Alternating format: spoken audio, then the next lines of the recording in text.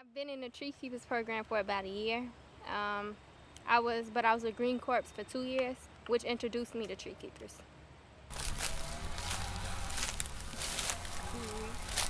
At first, I didn't like it at all. I'm kind of a girly type of person. So when I started learning more about trees and stuff and like nature, it like made me feel different about it. At first I just thought it was disgusting, but then now it's like it's actually pretty. Being a tree keeper has changed me a little. Like I just look at it differently. Like, cause at first I walk up and down the street, trees. Okay, it's a tree, but now I know if it's a maple or oak or ash tree. They eat that, and actually we can eat. This program has done a lot for me. It made me more calm and relaxed, and made me think about stuff. And I also made a lot of friends doing this program, and got introduced to a lot of different people. Having the background in tree keepers really helps them to teach their fellow neighbors, teach other people about tree care, and really all the benefits of the trees and how that can help their neighborhoods ultimately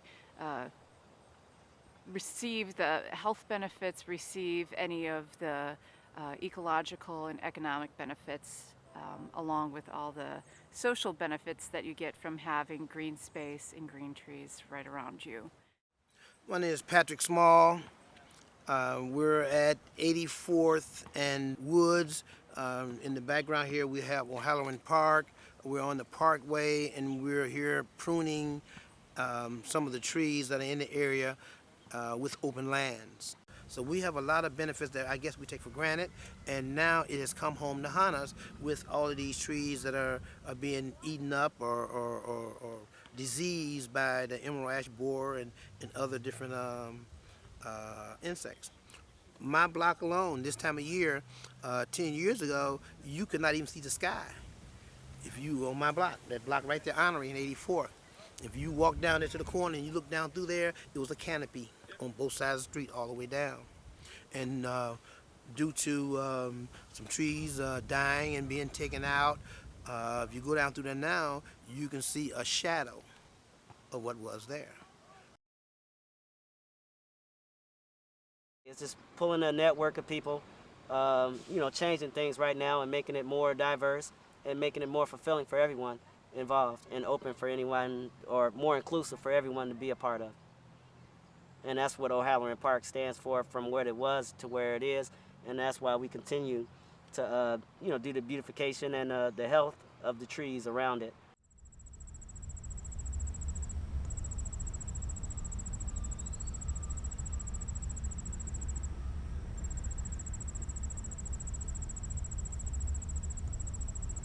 Openlands has been very strong about keeping open space available for all people in all communities. So it's not just, going out west and having big national parks, but it's really about the park that you walk to down the block.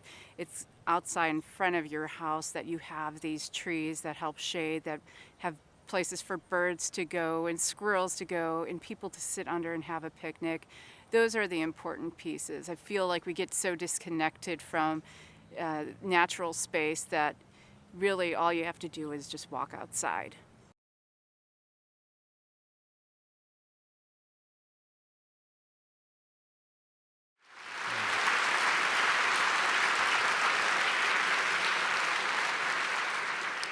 Well, good afternoon. I'm Jerry Edelman, president of Openlands, and just want to extend a warm personal welcome to all of you.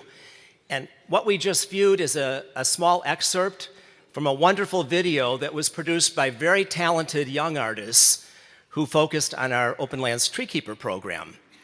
These underserved high school students participated in a summer internship program that is presented through Marwin. And Marwin is just an amazing organization, acclaimed youth arts education organization based here in Chicago.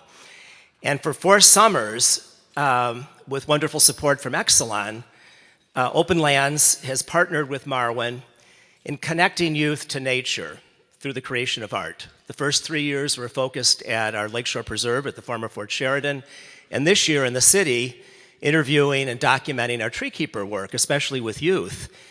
And the young student artists said, we don't want to just document this, we're so impressed, and we've gotten a whole new insight into the importance of nurturing nature, of being stewards, that we want to plant a tree too. And so they did. The whole team came together, and in Hegwish Marsh and Calumet planted a bur oak. So, you know, their work has contributed in multiple ways over the past 4 years, both through art and action, in improving our shared environment. And as we saw in the video, and as demonstrated through their action, art often provides a wonderful point of entry, a way to connect people to the place in which they live in powerful ways. And for 51 years, you know, Openlands has really recognized how important it is to connect people to nature, to the natural world close to home. As a regional organization, you know, our footprint is basically that of Chicago Wilderness, so we cover parts of 3 states, the southern shore of Lake Michigan. We work at various scales in this multi-state region, and we try to achieve pretty ambitious goals, but the only way we can do that, as Rich Carlson mentioned at the opening of our lunch today, is through partnerships and collaborations.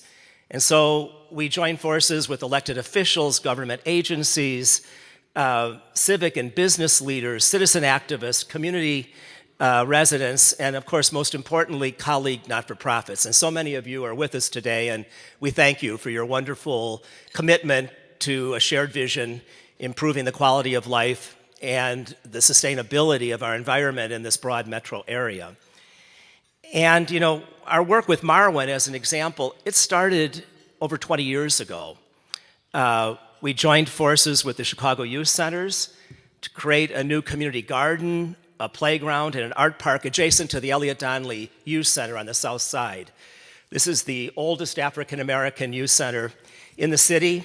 They had fabulous programs, but a vacant lot was adjacent to their facility filled with junk cars and garbage, and they wanted to transform that, and they did. And that partnership resulted in you know, some really amazing impact that became both a playground, an art park, and also a community garden. So our work with partners often spans many years, in some cases even decades. And just this past Saturday, a major conservation milestone was announced at Lake Calumet. Governor Pat Quinn and Chicago Mayor Rahm Emanuel joined forces to announce that the Illinois Department of Natural Resources is acquiring 280 acres from the Illinois International Port District. And our congratulations to the IDNR director, Mark Miller, who's with us today, for providing such great leadership on that. But opening up the shores of Lake Michigan, this has been a dream for nearly 30 years. So many in our community have hoped that this could be a resource that the public could really enjoy for canoeing and kayaking and fishing and bird watching and just enjoying nature close to home in such a spectacular open space. And the group that really has provided key leadership is the Southeast Environmental Task Force. They're celebrating 25 years this year.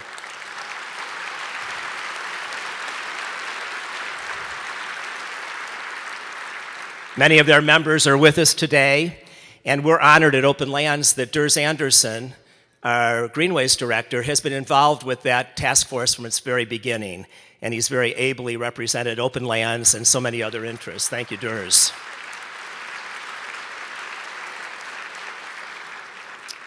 So what I'd like to do is just share a few other highlights from this past year. The opening video, you know, showcased tree keepers, and this is a nationally acclaimed program. Citizens from all walks of life participate, taking care of the urban forest in Chicago, mulching, pruning, watering during drought. Almost 2,000 people participate. It's really extraordinary. but it's really focused on tree care. We have added this year a new focus on tree planting. We've had wonderful support for this pilot initiative from the John D. and Catherine T. MacArthur Foundation, and we're going to be planting 5,000 trees, about half of which have been planted already in Chicago neighborhoods. 17% of our trees on parkways are ash, and all of you have read about the horrible impact of the emerald ash borer, devastating our urban forest. So we felt that we needed to work with community partners throughout the city to kind of address this crisis. And we've had fabulous public partners in that as well, obviously, the Bureau of Forestry with the City of Chicago, the Chicago Park District, and also the Forest Preserves of Cook County. And that entity has been a very important partner for us throughout our history, but in the past couple years in very special ways. We've been working with them on some very important ecological restorations and developing some pilot and really model interpretive programs for their sites. As you probably know, this is the oldest and one of the largest, probably the largest, forest preserve district in the entire country, and they're celebrating their centennial. Under the strong leadership of President Tony Preckwinkle and Arnold Randall, General Superintendent, who's also with us today, we see that they're emerging again as national leaders. And President Preckwinkle approached Openlands and Metropolis Strategies, asking us if we would staff a civic commission that she wanted to appoint that would really honor the founding mission, the core values of the Forest Preserve, but also prepare them to meet the challenges of the 21st century. Our board member, Wendy Paulson, was one of the 4 co-chairs, and the resulting plan, the Next Century Conservation Plan, addresses things like climate change, health and wellness of our urban population, issues related to changing demographics, but most importantly also the ecological health of these lands and what we need to do to make sure that they're well maintained and functioning for future generations. This plan has garnered the attention of leaders around the nation and is really a model of kind of forward and holistic thinking. And we were very pleased to have played an important role with others in making that happen. And today there's a lot of talk about public-private partnerships. And some of them can produce really dramatic results. This year we launched one that I think has been maybe the most effective of all of ours to date, and that's a program called Space to Grow. The managing partners are Openlands and the Healthy School Campaign, and we're doing this in partnership with the Water Reclamation District of Greater Chicago, Chicago Public Schools, the Chicago Department of Water Management and the Mayor's Office, and several other not-for-profits, including the Kitchen Community and Clock. This innovative collaboration is transforming concrete and asphalt schoolyards into rich and inviting green spaces that provide students, their families, and the adjacent community educational and outdoor learning opportunities, physical education, active play, often engaging them with public art as well, which we see as an important component. And very importantly, these green schoolyards are capturing rain where it falls, getting stormwater into the ground and not in people's basements, which is terribly important.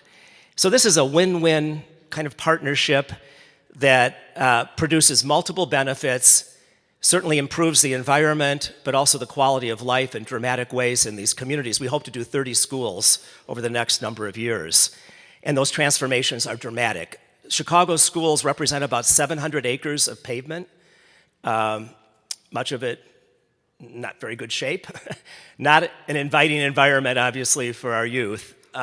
So these transformations have huge impact in so many ways, but thinking creatively about bringing together non-traditional partners increases the resources, the capacity, and I would argue also, in many ways, the outcome. And US EPA, for instance, is now looking to this as a model, and cities from around the country are beginning to approach us and learn more about how the program came together and what impact it is having. 4 pilot schools have been completed this year. But many of our sites around the city and region incorporate art, public art. And, from community gardens to green schoolyards to our Lakeshore Preserve, this mile of Lake Michigan shoreline at the former Fort Sheridan.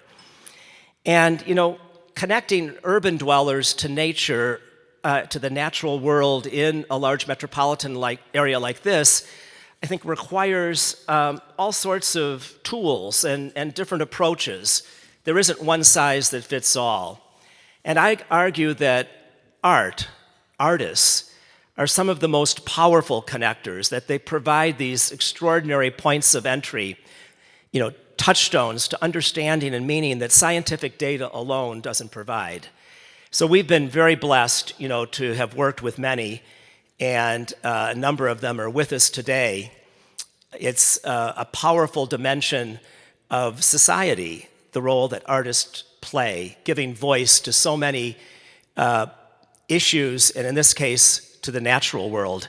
And one of the great partners that we work with is the Center for Humans and Nature. This was founded by our great friend and supporter, Strawn Donnelly. And there's a card in your booklet today, your program, that showcases a wonderful program called City Creatures. It has a very vibrant and engaging blog that invites you to participate, talking about your encounters with nature in the city. And a book will be coming out published by the University of Chicago Press in 2015. Now, this incorporates work of artists, of writers, of painters, of photographers, many others, and it includes photographs by our award recipient today, Terry Evans, as well as an essay by our board member, Wendy Paulson. I'm honored to serve as chair of the center, and I encourage all of you to explore our website. I think that you'll find it both stimulating, but also very informative and often inspirational. But over the years, Openlands has embraced art as a major connector to the natural world and has been blessed to work with spectacular artists. And this adventure really began in 1982-83, when Judah Stockdale was director. An exhibit was organized for the Art Institute of Chicago, which was entitled An Open Land, Photographs of the Midwest. And this was the first time that in a comprehensive way, photographic images of the Midwest landscape from the dawn of photography to the present were pulled together. A wonderful book resulted. I have copy right here. I found it on my bookshelf. And Vicki Ranney was the editor of that. It's a wonderful publication. This traveled actually around the country, stimulated a lot of thinking about the subtle beauty of our landscape. And the curator was a wonderful landscape photographer named Rondell McKinney, who's with us today. And that was our first sort of formal venture in a focused way, engaging art, in this case photography. But really, no artist has had a deeper or more profound impact on Openlands' work than today's honoree, Terry Evans. And it's been my great honor and pleasure to have worked with Terry on at least 3 major projects. The first was her recording of the former Joliet Arsenal, as was about to become the Medewan National Tallgrass Prairie, the first designation of its kind in the nation. 20,000 acres, and her images really, gave this landscape that few people knew or had ever experienced, it gave it a presence in the city and throughout the region in powerful ways. A book resulted.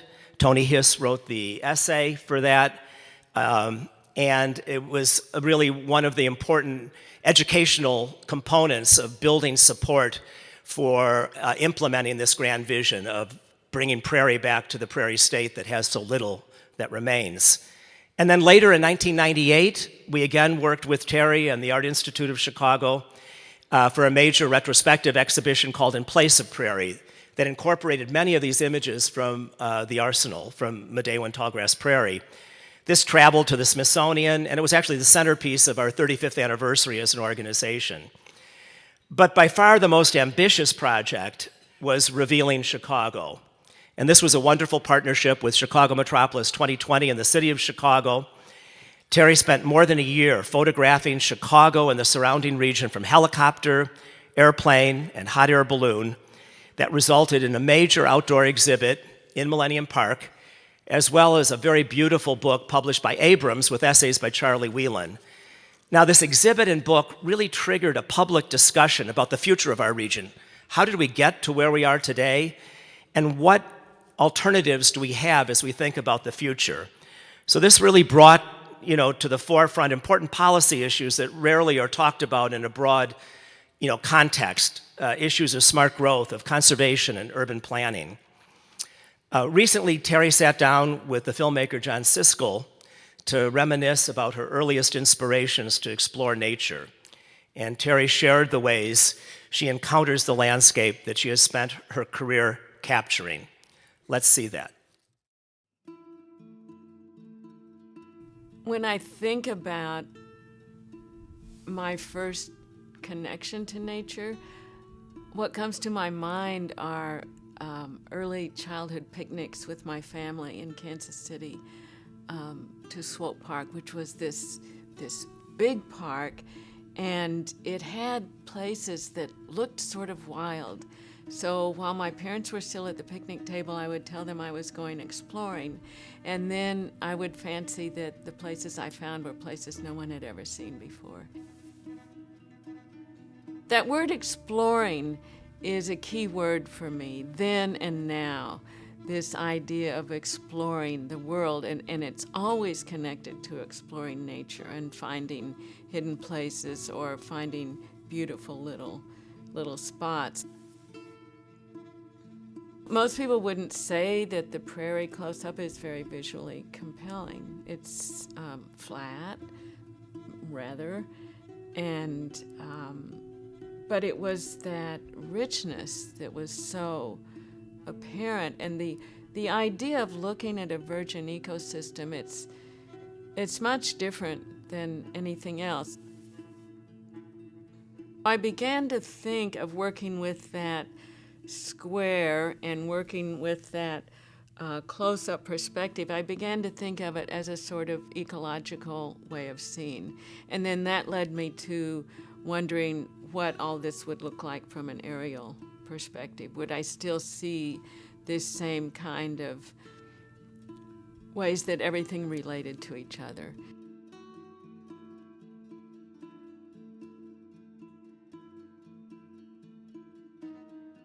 The prairie keeps unfolding for me. It keeps giving me more to look at. The sad part is that when I started, it was all about the beauty of and the complexity and the richness of it. And it has moved until now, for me, much of it is about the disturbance, the misuse of land. There are so many difficult problems that we face right now that have to do with climate and environment, and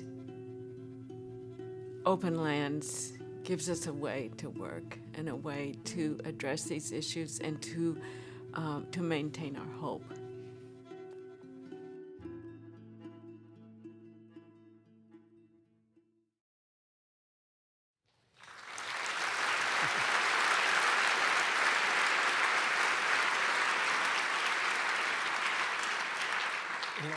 Terry's distinguished career, has captured the prairies and the plains of North America, the urban prairie of metropolitan Chicago, working steel mills, Greenland's ice sheets, the oil boom in North Dakota, small-town life in a Kansas City, in the Flint Hills, an amazingly diverse body of work. Most recently, she's been working in the Calumet area, capturing the impact on the lives of the residents there of Petcoke, and presently has a wonderful exhibit at the Amon Carter Museum in Fort Worth called Meet Me at the Trinity, which is images of the Trinity River and the people who use it. Terry's had major exhibitions at many of the most important museums and galleries in the country. She's represented in their permanent collections, public and private. You know, she's received so many fellowships and awards and honors that I wouldn't begin to go through them. She's just really talented beyond words.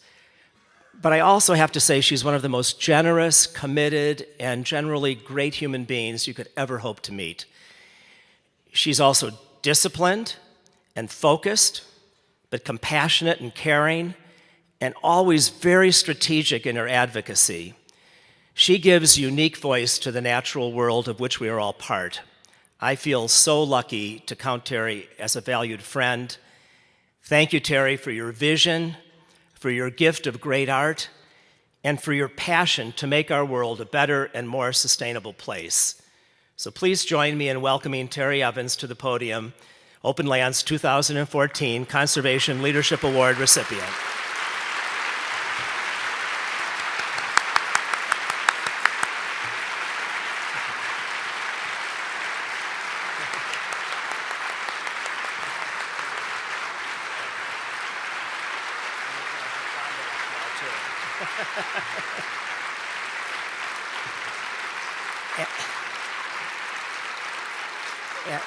And I wonder, could Rondell McKinney also join us? I haven't seen Rondell, but I know he's here. Where are you, Rondell?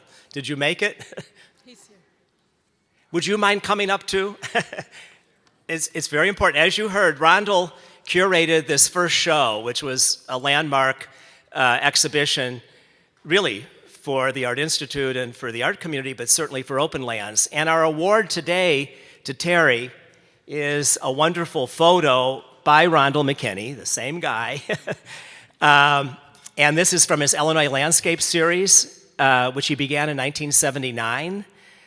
This image is from this year of a soybean field in McLean County near Bloomington. Rondell's work is in major permanent collections, and he's represented by the Howard Greenberg Gallery in New York City. But I failed to mention that An Open Land included work by Terry Evans back in 1983. Rondell had identified her then. So Rondell, thank you. Let me get this lovely photo here. So, there we are.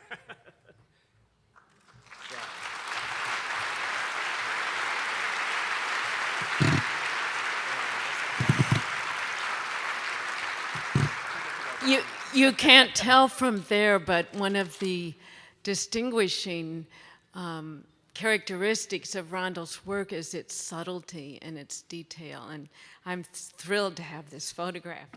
Thank you. Thank you so much.